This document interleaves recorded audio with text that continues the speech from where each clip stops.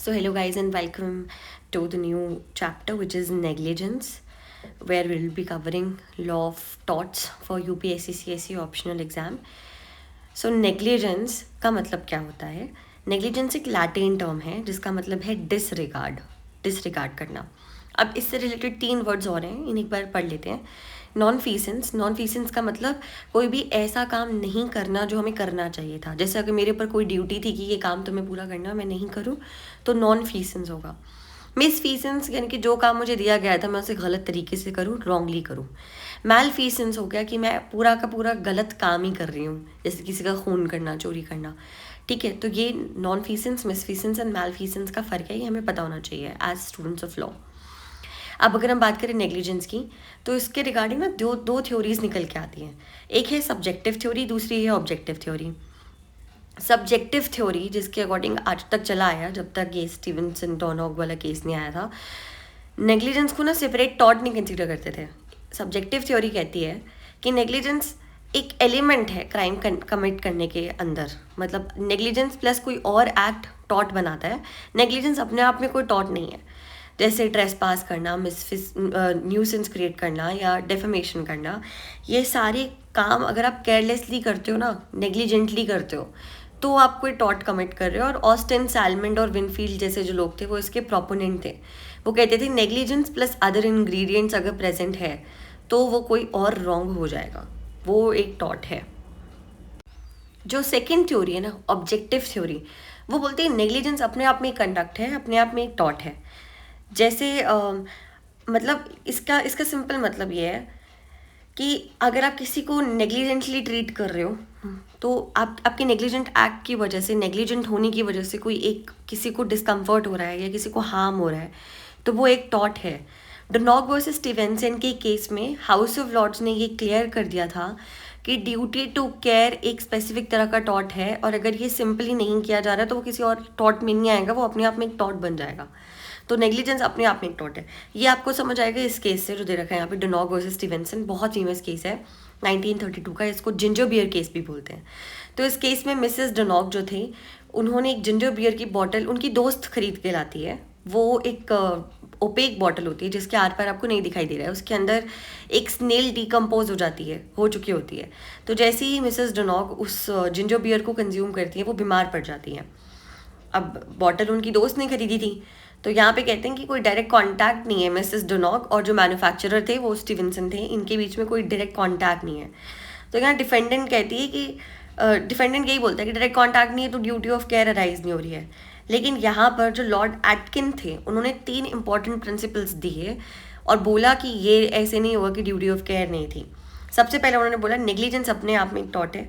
इस केस में उन्होंने बोला कि अगर आपने कोई नेग्लिजेंट एक्ट किया है या नेग्लिजेंटली आपने कुछ ऐसा काम कर दिया है जिससे सामने वाले को इंजरी हो रही है, तो वहाँ पे नेग्लिजेंस टॉर्ट अपने आप में एग्जिस्ट करेगा और उसी के अंडर आप पे एक्शन लिया जा सकता है. दूसरा उन्होंने बोला ड्यूटी ऑफ केयर. इन्होंने ये बोला कि भले ही आपका प्रोडक्ट 3, 4, 5 लेवल्स से चेन से होकर गुजरे, पर जो एंड कंज्यूमर है ना, उस तक आपकी लाइबिलिटी बनती है, उस तक ड्यूटी ऑफ केयर की जो लाइबिलिटी है वो बनती है.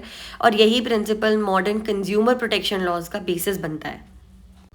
और जो थर्ड बात उन्होंने बोली लॉर्ड एटकिंस ने, उन्होंने नेबर प्रिंसिपल इसमें प्रपाउंड किया. उन्होंने बोला कि हम बोलते हैं ना कि मैं अगर कोई एक्शन कर रही हूँ तो मेरी इमीडिएटली जो सामने आदमी है ना, अगर उसको इंजरी हो रही है तो मैं टॉर्शियसली लाइबल हूँ, ऐसे मेरे पे कोई फ़र्क नहीं पड़ेगा. लेकिन लॉर्ड एटकिंस ने इस नेबर प्रिंसिपल को ठुकरा दिया. बोल दिया कि टॉर्ट फीजर और इमीडिएट पार्टी को भी, अगर इमीडिएट पार्टी है टॉर्ट फीजर या बहुत दूर की पार्टी, कितने थ्रिंग्स नीचे पार्टी है, आपने अगर कोई एक्ट किया नेग्लिजेंटली और उस पर इंजरी हुई है तो आप लाइबल होंगे. तो नेबर्स प्रिंसिपल को यहाँ पे हटा दिया गया था. ठीक है, अब नेग्लिजेंस यहाँ पे 2 तरह के होते हैं. एक होते हैं एडवर्टेंट और एक इनएडवर्टेंट. एडवर्टेंट नेग्लिजेंस ये होता है जहाँ पे एक पर्सन को पता है कि वो जो काम कर रहा है वो रिस्की है, वो जो नेग्लिजेंटली रेकलेसली एक्ट कर रहा है वो गलत है, उससे किसी और को इंजरी हो सकती है. जैसे एग्जाम्पल यहाँ पे दे रखा है कि एक ड्राइवर इतनी तेज़ क्राउडेड स्ट्रीट में गाड़ी चला रहा है, ऑल्दो वो किसी को हर्ट नहीं करना चाहता, पर उसको पता है कि हो सकता है ऐसा. तो लॉ इसको इंटेंशन से सिमिलर ही ट्रीट करती है. लेकिन जो इनएडवर्टेंट नेग्लिजेंस होता है, इसमें जो पर्सन है वो फोर्स ही नहीं कर पाता या रियलाइज़ नहीं कर पाएगा कि उसके किसी एक्ट से किसी को इंजरी हो रही है। जैसे डॉक्टर है, वो किसी पेशेंट का इलाज कर रहा है तो उसको थोड़ी पड़ी है कि नहीं इसके राइट हैंड की जगह लेफ्ट हैंड का ऑपरेशन कर दूंगा, नहीं, पर वो फॉरगेटफुलनेस की वजह से हो रहा है, केयरलेसनेस की वजह से हो रहा है, तो वो इनएडवर्टेंट नेग्लिजेंस हो जाता है। ठीक है, अब सबसे इंपॉर्टेंट पार्ट आ रहा है, नेग्लिजेंस के 3 एसेंशियल्स हैं। अगर मेरे को प्रूव करना है कि कोई एक आदमी का एक्ट नेग्लिजेंट था, तो सबसे पहले मुझे बताना पड़ेगा कि उस आदमी की ड्यूटी ऑफ केयर थी मेरे प्रति। अब ड्यूटी ऑफ केयर यहाँ पे लीगल ड्यूटी है, पहली बात तो, ठीक है, ड्यूटी ऑफ केयर थी मेरे प्रति, उसको एक ड्यूटी दी गई थी जिसका उसने ब्रीच किया है और कॉन्सिक्वेंशियल हार्म हुआ है, मुझे कोई हार्म हुआ है बेसिकली। ठीक है, मतलब लीगल ड्यूटी का वायलेशन हुआ है, ड्यूटी ऑफ केयर का वायलेशन हुआ है और हार्म हुआ है। इन केसेस में नेग्लिजेंस होता है। तो सबसे पहले हम पढ़ेंगे duty of care to plaintiff. तो यहाँ पर ना लीगल ड्यूटी की बात करते हैं हम सबसे पहले। तो डिफेंडेंट की लीगल ड्यूटी होनी चाहिए कि वो केयर ऑब्लिगेशन, लीगल ऑब्लिगेशन होगी कि वो अपना कोई भी काम करे with reasonable care and reasonable precautions करें। इसमें कोई कॉन्ट्रैक्ट की जरूरत नहीं है। ये जो ड्यूटीज़ हैं ये स्टैट्यूट से या लीगल ग्राउंड से या प्रेसिडेंट से भी इस्टेब्लिश हो सकती हैं। अब ना यहाँ पे ये केस आता है बार्नेट वर्सेस पैकर का। इस केस में क्या होता है कि डिफेंडेंट मिठाई बनाने वाला आदमी था, मिठाई बनाता था, और जो प्लेंटिफ है वो मिठाई खा रहा था, और खाते खाते मतलब उसकी उंगली पे ना उसको ऐसा लगा कि बहुत तेज तार टाइप कुछ आया है, wire type, piece of wire कुछ चुभा है। जब उसने देखा तो एक्चुअली में एक पीस ऑफ वायर लोहे वाली जो है वो मिठाई में गई हुई है। तो उसने केस कर दिया और कोर्ट ने बोला हाँ डिफेंडेंट ने प्रोडक्ट की सेफ्टी इस्टेब्लिश नहीं करी है, इंश्योर नहीं करी है, तो उस केस में वो लायबल होगा कि वो नेग्लिजेंट है। तो under the thought of negligence वो लायबल होगा, उसकी लीगल ड्यूटी है सेफ्टी इंश्योर करना खाने की। अब जो सेकंड चीज़ इसमें आती है वो रीजनेबल फोर्सिबिलिटी ऑफ इंजरी, कि ये डिफेंडेंट की ड्यूटी है कि कोई भी इंजरी जो प्लेंटिफ को हो रही है क्या वो रीजनेबली फोर्सिबल थी या नहीं थी, ये भी देखा जाता है नेग्लिजेंस एस्टैब्लिश करने के लिए। तो यहाँ पर जैसे केस है Safdar Hussain versus union of India. इस केस में क्या होता है, एक क्लर्क होता है, वो कैश रखता था सेफ में अपने ऑफिस में जहाँ पे भी काम करता था, और उस कैश जो सेफ है उसकी चाबी वो एक वुडन अलमीरा में रख देता था जाकर। तो एक दिन कैश चोरी हो गया, तो ये कहा गया कि हाँ मतलब ग्रोसली नेग्लिजेंट नहीं था, कम से कम ताला मार के चाबी वुडन अलमीरा में तो रखता था, बट स्टिल थोड़ा माइनर सा नेग्लिजेंस उसके पार्ट में है ही है। अगला केस इसमें रूरल ट्रांसपोर्ट सर्विसेज वर्सेस बेजलम बीबी। इस केस में क्या होता है कि एक कंडक्टर ओवरलोडेड बस का एक कंडक्टर था, उसने पैसेंजर्स को अलाउ कर दिया कि हाँ जाओ जाओ रूफ में बैठो और आराम से जाओ। रूफ में बैठ गए, अब अचानक से पेड़ आता है, पेड़ की ब्रांच आती है जिससे ऊपर के पैसेंजर्स टकराते हैं और एक आदमी की जो है जान चली जाती है। तो यहाँ पे कोर्ट कहता है कि ड्राइवर और कंडक्टर दोनों नेग्लिजेंस थे, क्योंकि ये रीजनेबली फोर्सिबल था कि ऐसी कोई इंजरी हो सकती है, ये बड़ा रिस्की काम था, स्टिल आपने अलाउ किया। फिर अब इसमें आगे ये थर्ड पॉइंट है वो है when the defendant is not liable for negligence. Defendant की गलती नहीं है नेग्लिजेंस के लिए, क्योंकि इंजरी फोर्सिबल नहीं थी। मान लो जैसे यहाँ पे केट्स वर्सेस मॉन्गिनी ब्रोस का जो केस है, इस केस में क्या होता है, जो प्लेंटिफ है वो एक डिफेक्टिव सीलिंग फैन से इंजर हो जाता है। सीलिंग फैन चलाते एक रेस्टोरेंट में, उसमें वो जो डिफेक्ट था लेटेंट था, किसी को पता नहीं था, वो पंखा गिर ही जाएगा उस पर और उससे उसकी इंजरी हो जाती है। तो यहाँ पे बोला गया कि नहीं, ये वाला जो नेग्लिजेंस है ये फोर्सिएबल नहीं था, तो यहाँ पे डिफेंडेंट की लाइबिलिटी नहीं होगी। वैसे ही एक और है रीजनेबल लाइकलीहुडनेस। इसमें क्या है कि अगर आपको पता है कि ये हो सकता है लेकिन बहुत कम चांसेस है कि ये होगा। जैसे इसमें जो केस है वॉल्टन वर्सेस स्टोन का, इसमें एक पर्सन हाईवे पे गाड़ी चला रहा था और साइड में एक क्रिकेट मैच चल रहा था एक स्टेडियम के अंदर। अब वहाँ से सिक्सर आता है और उसकी गाड़ी का शीशा टूट जाता है, और ऐसा कभी हुआ ही नहीं 30 साल में कभी। तो यहाँ पर बोला गया कि नहीं, डिफेंडेंट की लाइबिलिटी जो है नहीं होगी। थर्ड एक्सेप्शन जहाँ पर डिफेंडेंट को आप सज़ा नहीं दिलवा सकते नेग्लिजेंस के अंदर, वो है duty on to someone else. यानी कि अगर किसी पर्सन की ड्यूटी किसी थर्ड पर्सन के एक्ट्स पे नहीं डिपेंड करती है, तो वो मतलब सिंपल आप इस केस से समझ लो, P Perl exporters limited versus Camden London borough council. इसमें क्या होता है कि डिफेंडेंट का एक ताला उसने बेचा होता है जो ख़राब होता है, टूटा होता है। उस टूटे ताले की वजह से चोर अंदर आ जाते हैं और प्लेंटिफ के घर में चोरी कर जाते हैं। तो कोर्ट कहता है कि डिफेंडेंट की लाइबिलिटी थर्ड पार्टी की एक्ट के ऊपर नहीं है। मतलब वो चोर आए हैं, उनके एक्शंस की लाइबिलिटी थोड़ी ले रहे हैं वो ताले से, ठीक है, तो उसकी लाइबिलिटी वहाँ अराइज नहीं हो रही है। तो यहाँ पे ड्यूटी जो है वो किसी और की है और आप सज़ा किसी और को दिलवा रहे हो। फिर पॉलिसी कंसिडरेशन जो है वो चौथा एक्सेप्शन है, यानी कि कुछ पॉलिसी फैक्टर्स ऐसे होते हैं जहाँ पे आप बच जाते हो। जैसे पुलिस वाले किसी का मर्डर होने से नहीं रोक पाए, जैसे ये एग्जांपल है इस केस में, Hill versus chief constable of West Yorkshire. इसमें पुलिस को लायबल नहीं ठहराया गया था क्योंकि वो एक इन्वेस्टिगेशन उन्होंने ढंग से नहीं की, जिससे वो मर्डर नहीं रोक पाए, मर्डर हो गया। तो जो पब्लिक पॉलिसी है वो उनको प्रोटेक्ट करती है इस तरह की नेग्लिजेंस के क्लेम से। तो ये जो अभी तक हमने पढ़ा वो हमने पढ़ा duty of care to plaintiff, कि क्या ड्यूटी ऑफ केयर रही होगी। ठीक है, अब आते हैं ब्रीच ऑफ ड्यूटी। तो इसको हम दो एस्पेक्ट्स में पढ़ेंगे, importance of object and magnitude of risk. तो इंपॉर्टेंस ऑफ ऑब्जेक्ट की बात करते हैं। लॉ ये नहीं बोल रहा है कि आप हाईएस्ट पॉसिबल केयर करो हर सिचुएशन में, नहीं, पर लॉ ये कहता है कि एक इतनी रीजनेबल आदमी जितनी केयर करेगा उतनी केयर करो आप अपने एक्ट पे, ताकि आप नेग्लिजेंट ना हो जाओ। ठीक है, तो यहाँ जो ये केस है लैटिनर वर्सेस एईसी लिमिटेड का, इस केस में जो आदमी है क्या होता है कि उसकी फैक्ट्री की जो फ्लोर है वो बहुत स्लिपरी हो जाती है बारिश की वजह से, ऊपर से नीचे तेल वगैरह पड़ा रहता है उसके चक्कर में। तो फैक्ट्री ओनर ने रिस्क कम करने के लिए क्या करते हैं, वो उस पर सॉ डस्ट फेंक देते हैं, सूखा आटा टाइप कुछ फेंक देते हैं, कुछ ऑयली पैचेस फिर भी रह जाते हैं। प्लेंटिफ उस पर गिरता है और चोट लग जाती है उसे, तो वो कहता है नहीं नहीं ये फैक्ट्री ही बंद कर दो, ये बहुत बेकार है। तो कोर्ट यहाँ बोलता है कि उन्होंने तो अपनी तरफ से रीजनेबल केयर किया ही, और इतना तो रिस्क रहता ही है, ये तो मामूली सी चीज़ है, इसके लिए तुम क्या फैक्ट्री थोड़ी बंद करवा दोगे। अब बात आती है मैग्नीट्यूड ऑफ रिस्क की। ये कहता है कि जितनी सीरियस और पोटेंशियल हार्म पहुंचाने वाली चीज़ों को आप देख रहे हो उतना ही आपका नेग्लिजेंट होने का रिस्क बढ़ जाता है, इसलिए आपको केयर भी उतनी बढ़ा देनी चाहिए। जैसे अगर आप एक लोडेड गन पकड़ रहे हो हाथ में, तो आपको वहाँ पे उसको पकड़ने में आपको रीजनेबल कॉशन ज़्यादा हो जाएंगे देन अ स्टिक। ठीक है, वैसे अगर आप गाड़ी चला रहे हो तो स्कूल जोन में या वल्नरेबल पर्सनस के अकॉर्डिंग, जैसे हॉस्पिटल्स के सामने वाले जोन में आपको ज़्यादा प्रिकॉशंस लेने हैं देन नॉर्मल हाईवेज।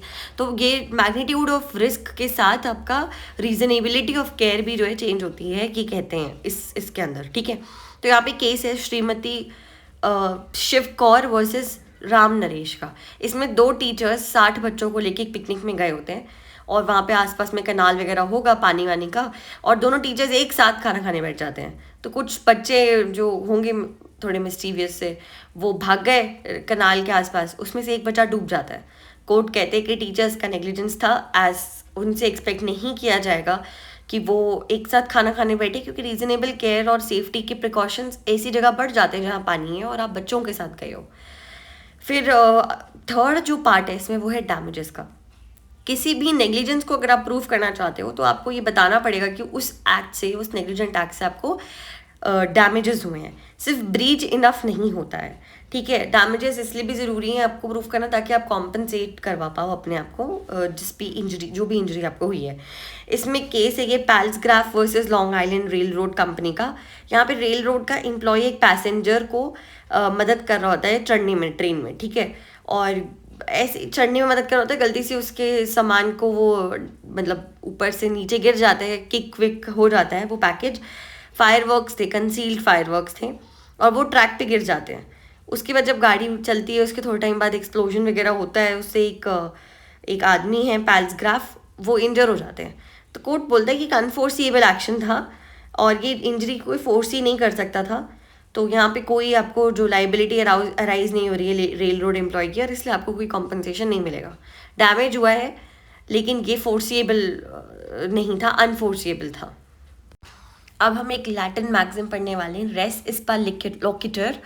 इसका मतलब है the thing speaks for itself. यानी कि अगर मान लो कोई एक्सीडेंट हो जाता है जो यूजुअली नहीं होता अगर नेग्लिजेंस नहीं होता, तो लॉ प्रिज्यूम करती है कि डिफेंडेंट का नेग्लिजेंस था।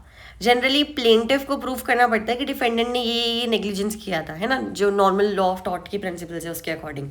लेकिन इस केस में लॉ प्रिज्यूम कर लेती है कि ऐसे नॉर्मल सर्कमस्टांसेस में तो ऐसे एक्सीडेंट्स या ऐसे इंजरीज तो नहीं होती हैं, तो ये किसी की नेग्लिजेंट बिहेवियर की वजह से हुआ था और मोस्ट प्रोबेबली के डिफेंडेंट ही था एज पर सर्कमस्टांसेस। ठीक है, तो कंडीशंस इसमें कुछ कुछ फुलफिल करानी पड़ती हैं इस प्रिंसिपल को अप्लाई करने के लिए। पहला, डिफेंडेंट जो है उसके पास एक्सक्लूसिव कंट्रोल था सिचुएशन का या इंस्ट्रूमेंट का जिसकी वजह से इंजरी हुई है। जैसे अगर कोई गाड़ी चला रहा था वो, तो गाड़ी का फुल कंट्रोल जो है डिफेंडेंट के पास था। दूसरा, इंजरी ऑर्डिनरी अकरेंस नहीं है, ये किसी की नेग्लिजेंस की वजह से या डिफेंडेंट की नेग्लिजेंस की वजह से ही हुआ है, ऐसे नहीं होता। मतलब अगर डिफेंडेंट गाड़ी चला रहा था और वो रॉन्ग साइड लेके गया है, तो नॉर्मली तो नहीं होते एक्सीडेंट्स वैसे, लेकिन वो रॉन्ग साइड लेके गया तो उसकी वजह से हुआ एक्सीडेंट, उसके नेग्लिजेंट बिहेवियर की वजह से हुआ एक्सीडेंट, ठीक है। तीसरा, the plaintiffs injury was not due to his own actions और कॉन्ट्रीब्यूशन। प्लेंटिव का इस इंजरी में कोई एक्शन, कोई कंट्रीब्यूशन नहीं था, वो चुपचाप गाड़ी में साइड में बैठा हुआ है, तो उसका कोई एक्शन नहीं है, कोई कंट्रीब्यूशन नहीं है, ठीक है। तो इस केस में भी डिफेंडेंट जो है लाइबल, तो यहाँ पे ये रेस इस पर लोकेटर लग जाएगा, यानी कि हम अपने आप प्रिज्यूम कर लेंगे कि हाँ डिफेंडेंट की ही गलती है, ठीक है। ये जो रूल है ये बर्डन ऑफ प्रूफ शिफ्ट कर देता है। मतलब जनरली प्लेंटिफ को प्रूफ करना पड़ता है कि ये नेग्लिजेंट एक्ट डिफेंडेंट ने किया है, लेकिन अगर जैसे हमने ये प्रिंसिपल अप्लाई करा दिया तो डिफेंडेंट को प्रूफ करना पड़ेगा कि कैसे उसकी एक्ट्स नेग्लिजेंट नहीं थी, ठीक है। और प्लेंटिफ को सिर्फ प्रूव करना पड़ेगा कि एक्सीडेंट हुआ था, और ज़्यादा डिटेल्स में जाने की उसको ज़रूरत नहीं है। इसकी दो लिमिटेशंस हैं रेसिस्पा लोकेटर की। पहला कि जो सर्कमस्टांसेस हैं उनको क्लियरली इंडिकेट करना पड़ेगा कि हाँ यही एक पॉसिबल एक्सप्लेनेशन है, यही हुआ होगा। अगर मल्टीपल पॉसिबल एक्सप्लेनेशंस निकल के आ जाती हैं तो रेसिस्पा लोकेटर नहीं लगता। और दूसरा, ये एक एविडेंस का रूल है, तो ये एक स्ट्रिक्ट लॉ नहीं है, पर हाँ ये प्लेंटिफ को उन सिचुएशंस में हेल्प करता है जहाँ पे वो प्रूव नहीं कर पाते पूरी डिटेल्स में कि नेग्लिजेंस कैसे हुआ था या क्यों हुआ था। इसके एक केस है आज्ञा कौर वर्सेस पेप्सू आरटीसी 1980 का। यहाँ पे एक रिक्शा को एक बस ने जो रॉन्ग साइड से आ रही थी अपेरेंटली, उसने ठोकर मार दी थी और वो बस बहुत तेज़ आ रही थी। तो सॉरी, रिक्शा ने ठोकर मारी थी, रिक्शा रॉन्ग साइड से आ रहा था बस को, और उससे बस जो है वो इलेक्ट्रिक पोल में जाके ठुक गई। तो यहाँ पे एक पॉसिबल कंक्लूजन यही निकल के आता है कि ड्राइवर के पार्ट पे नेग्लिजेंस था। इसमें आगे और भी केस है, ये state of Punjab versus MS modern cultivators का। यहाँ पे स्टेट की नेग्लिजेंस की वजह से जो कनाल है वो ब्रीच हो गई थी, उसका पूरा पानी खेतों में फैल जाता है जिससे फसल खराब हो जाती है और किसानों का लॉस हो जाता है। तो यहाँ पे जो ब्रीच हुई है ना, जो फ्लडिंग हुई है पानी की कनाल से, ये इटसेल्फ प्रूफ है नेग्लिजेंस का। इसमें एक और केस है बाइन वर्सेस बॉटल का। इस केस में एक बैरल होता है, वो जो प्लेंटिफ का वेयर हाउस की विंडो है वहाँ से नीचे गिर जाता है। तो ये माना गया था, सॉरी डिफेंडेंट के, तो ये माना गया था कि ये नेग्लिजेंट है क्योंकि अपने आप तो वो नहीं गिरेगा ना।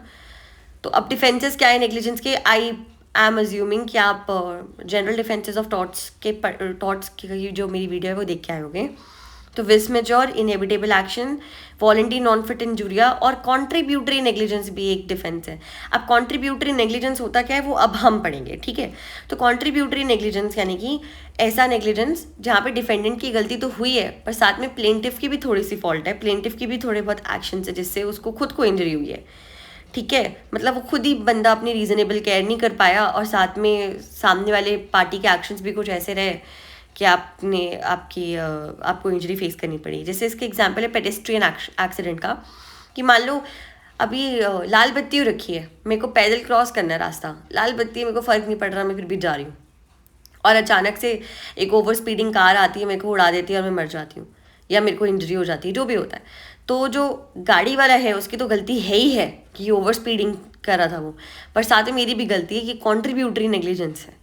वैसे इसमें एक और केस है मेडिकल मैल प्रैक्टिस की, अगर मैं बात करूँ तो मान लो कोई पेशेंट है, उसकी कॉम्प्लिकेटेड सर्जरी हुई है, अब रिस्क वगैरह तो उसको पता ही थे। सर्जरी थोड़ी सी कॉम्प्लिकेटेड इसलिए हुई क्योंकि सर्जन्स की भी मैल प्रैक्टिस थी, उन्होंने कुछ गलती कर दी, लेकिन उसको बाद में बोला कि ऑपरेशन के बाद कि तू रीजनेबल केयर रखना, ये चीज़ें करना, और जो चीज़ें डॉक्टर ने प्रेस्क्राइब की थी वो आदमी वो नहीं करता है। तो इस केस में कि कॉन्ट्रीब्यूटरी नेग्लिजेंस है कि मतलब आप क्या पता रीजनेबल केयर करते तो ये सब नहीं होता, ठीक है। तो ये कॉन्ट्रीब्यूटरी नेग्लिजेंस का क्लासिक केस है। तो कॉन्ट्रीब्यूटरी नेग्लिजेंस के 4 प्रिंसिपल्स हैं: doctrine of apportionment of damages, doctrine of alternative danger, the rule of avoidable losses and rule of last opportunity. तो जो पहला डॉक्ट्रिन है, doctrine of apportionment of damages, ये बोलता है, ये एक लीगल प्रिंसिपल है जो डिस्ट्रीब्यूटिव लाइबिलिटी की बात करता है। यानी कि अगर बहुत सारे डिफेंडेंट्स हैं तो लाइबिलिटी सब में रिस्पेक्टेड डिग्री ऑफ फॉल्ट के अकॉर्डिंग बांटी जाएगी, ठीक है। तो इसमें जो केस है ना, रूरल ट्रांसपोर्ट सर्विसेज वर्सेस बेजलम बीबी का, जो हमने अभी पढ़ा था कि कंडक्टर ने अलाउ कर दिया था कि जाके आप रूफ पे बैठ जाओ ओवरलोडेड बस में, और एक आदमी जिसको पेड़ की ब्रांच की वजह से वो मर जाते हैं। तो अब यहाँ पे कंडक्टर और ड्राइवर दोनों को नेग्लिजेंट माना गया था। तो जो कॉम्पनसेशन दिया जाना था वो दोनों में 50-50% डिवाइड होता है, ठीक है। तो ये बात करते हैं doctrine of apportionment of damages, ठीक है। दूसरा डॉक्ट्रिन है डॉक्ट्रिन ऑफ ऑल्टरनेटिव डेंजर, इसको हम बोलते हैं डॉक्ट्रिन ऑफ एमिनेंट पेरिल और द इमरजेंसी। तो ये जो डॉक्ट्रिन है ये एक लीगल डिफेंस प्रोवाइड करता है डिफेंस में जो आदमी बैठे डिफेंडेंट को, कि सडन या अनएक्सपेक्टेड कुछ डेंजर आने लग रहा था जिसकी वजह से उसने एक ऐसा एक्ट किया जो अदरवाइज नेग्लिजेंट कंसिडर होता, लेकिन उस सिचुएशन में वो एकदम रीजनेबल था। ये डिफेंस है प्लेंटिफ के लिए, कॉन्ट्रीब्यूटरी नेग्लिजेंस का वो है। जैसे इसमें एक एग्जाम्पल है, केस दे रखा है बेसिकली, मैं बताती हूँ। तो ये जो केस है जोन्स वर्सेस बॉयज़ का, इस केस में प्लेंटिफ पैसेंजर था, एक डिफेंडेंट बस चला रहा था, उसका पैसेंजर था प्लेंटिफ। तो अचानक से कोच को वो नेग्लिजेंटली चलाने लग गया। अब प्लेंटिफ डर गया कि पता नहीं, ये तो किसी भी मोमेंट पे अभी एक्सीडेंट हो जाएगा, मतलब ऑलमोस्ट कुछ होने ही लग रहा होगा। तो प्लेंटिफ बस से कूद जाता है और अपनी टांग तोड़ा लेता है। तो ये कहा गया था, मतलब ये कहते कि वो डिफेंडेंट कहता अगर ये बैठा रहता तो उसको तो कुछ नहीं होता, फालतू में कूदा तो पागल है ये, इसी की वजह से हुआ है। पर यहाँ पे प्लेंटिफ ने रीजनेबली एक्ट किया, नेग्लिजेंट नहीं बोलेंगे इसे, यहाँ पे कॉन्ट्रीब्यूटरी नेग्लिजेंस का डिफेंस नहीं आएगा, ठीक है। क्योंकि ऐसे नॉर्मल सिचुएशन में हम इसे नेग्लिजेंस मानते हैं, लेकिन इस सिचुएशन में नहीं, क्योंकि वो एक्चुअली में बहुत रेकलेसली ड्राइव कर रहा था, ठीक है। तीसरा है the rule of avoidable losses, यानी कि डैमेजेस को मिटिगेट करने की बात करता है यहाँ पर। मतलब जैसे इसको सबसे बढ़िया आप एग्जाम्पल से समझ सकते हो कि अगर मान लो कि मेरा एक्सीडेंट हुआ था किसी और पर्सन की वजह से, अब मेरे एक्सीडेंट के बाद मेरे को इंजरी वगैरह हुई है, अब मेरे को कोर्ट वोर्ट में जाना ही है वो अपनी इंजरी दिखाने के लिए, तो मैं क्या करती हूँ, मेरे को डॉक्टर ने दवाई वगैरह दी है, मैं वो नहीं खाती हूँ टाइम पे, ताकि मेरी इंजरी और ख़राब हो जाए और मैं बोलूँ देखो इतने ख़राब तरीके से इसने एक्सीडेंट किया कि मेरी इंजरी और ख़राब होती जा रही है, ठीक है। तो ये रूल कहता है कि उस केस में आप खुद की इंजरी बढ़ाने के लिए खुद कॉन्ट्रीब्यूट कर रहे हो, तो वहाँ पर कॉन्ट्रीब्यूटरी नेग्लिजेंस का प्रिंसिपल अप्लाई कर सकते हैं हम। इसीलिए रूल ऑफ अवॉइडेबल लॉसेज है कि जिन लॉस को आप अवॉइड कर सकते हो उसको अवॉइड करो, फालतू में रिस्क मत लो, ठीक है। चौथा और लास्ट प्रिंसिपल है रूल ऑफ लास्ट अपॉर्चुनिटी। ये कॉन्ट्रीब्यूटरी नेग्लिजेंस का जो रूल है, इसका मतलब ये है कि अगर एक इंसान के पास लास्ट चांस था नेग्लिजेंट होने से रोकने से पहले, तो उसकी लाइबिलिटी अगर उसने नहीं रोका तो, जैसे अगर मैं बहुत तेज़ गाड़ी चला रही हूँ और मेरे सामने कोई एक आदमी आ जाता है और मेरे पास लास्ट चांस है कि मैं ब्रेक दबाकर उस आदमी को मरने से या इंजर होने से रोक सकती हूँ, तो और मैं वो नहीं करती हूँ, तो फिर मैं लाइबल होंगी नेग्लिजेंस के लिए, वहाँ पे कॉन्ट्रीब्यूटरी नेग्लिजेंस नहीं आएगा। अब लास्ट में आते हैं हम कि कहाँ पर कॉन्ट्रीब्यूटरी नेग्लिजेंस का डिफेंस नहीं लगता। सबसे पहले उन केसेस में जहाँ पे स्ट्रिक्ट या एब्सोल्यूट लाइबिलिटी है, उस केस में आप कोई भी डिफेंस नहीं ले सकते, आपकी लाइबिलिटी रहेगी ही। डिफेंडेंट के पास सफिशिएंट टाइम था टू रिकोर्स, डिफेंडेंट के पास ज़्यादा पावर थी, वो हो सकता था नेग्लिजेंस रोक दे, उसने नहीं रोका। तीसरा, जब वहाँ पे एमिनेंट थ्रेट टू लाइफ था प्लेंटिफ को और उस एक्शन की वजह से उसने नेग्लिजेंटली एक्ट किया है उस थ्रेट टू लाइफ की वजह से, तो वहाँ पर हम नहीं बोलेंगे कि कॉन्ट्रीब्यूटरी नेग्लिजेंस था। या फिर बच्चों के केस में या मैरीटाइम लॉ के केस में ये अप्लाई नहीं होता। तो ये था नेग्लिजेंस पे पूरा का पूरा टॉपिक पे वीडियो।